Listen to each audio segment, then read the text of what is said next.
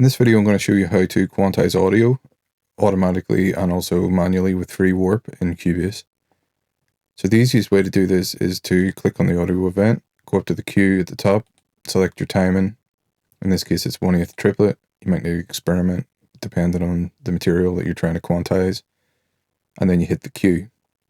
Now, if you double click on the audio event, it'll open up in the audio editor. It'll switch from mixer view to editor view. And then when I hit the Q button, you'll see the difference here. These notes will all sort of shift very slightly. I'll let you hear the performance just before I quantize it.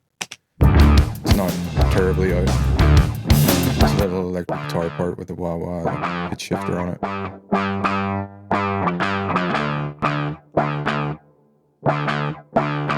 So just a couple of notes that are slightly out.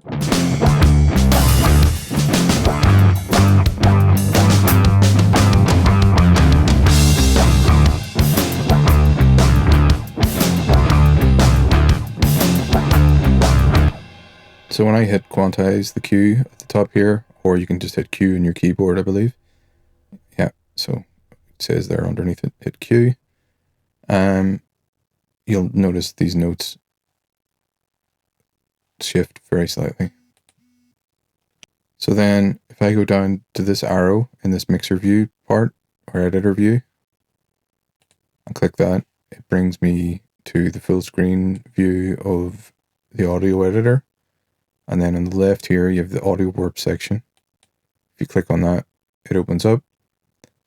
And then if you hold Control or Command on macOS, you can zoom in and you can see that it's moved the notes closer to being on the beat.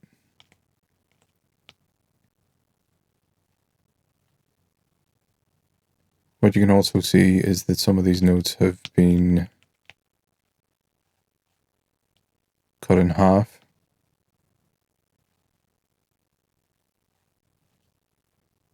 And if I was to go back and hit quantize again, because it was soft quantize, it hasn't done it strictly to the beat. It's only just moved some of the ones that were off the beat slightly closer. So if I do it again, it'll move them closer again.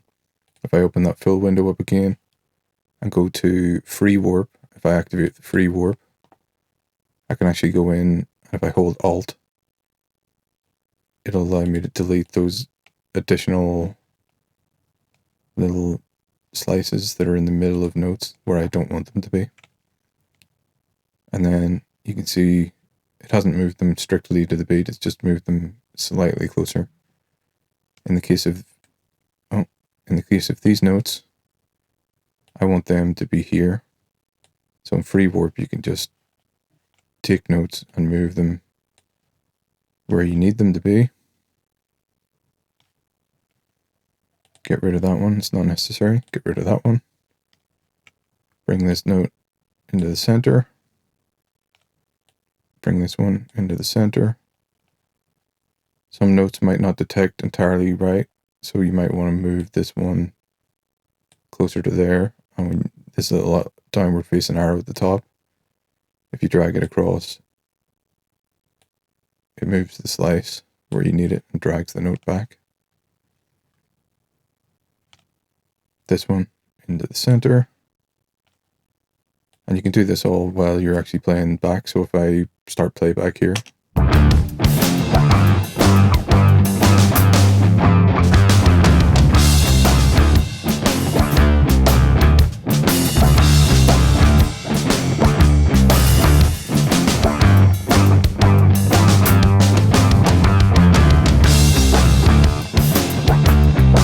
see, it doesn't always put the slices where you necessarily want them. Alt or Shift will give you the eraser. If you want to put your own slices in, so say I want a little slice here, you just click, just left click and drag.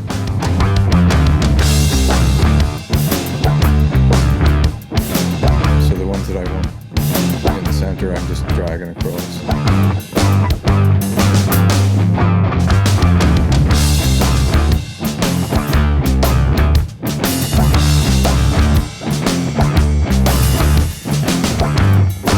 this one here didn't really detect the transient properly on that, so if I bring that one back.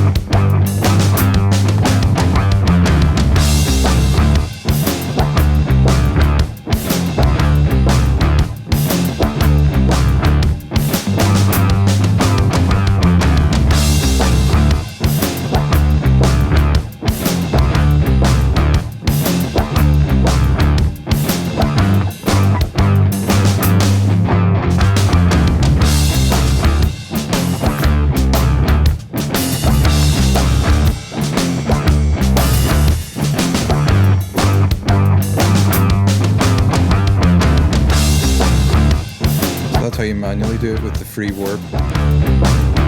The iterative quantize might get you, in the ballpark, but I find that if you find yourself having to quantize audio, you generally are going to have to go in and move some notes around manually using free warp. So that's how you do it.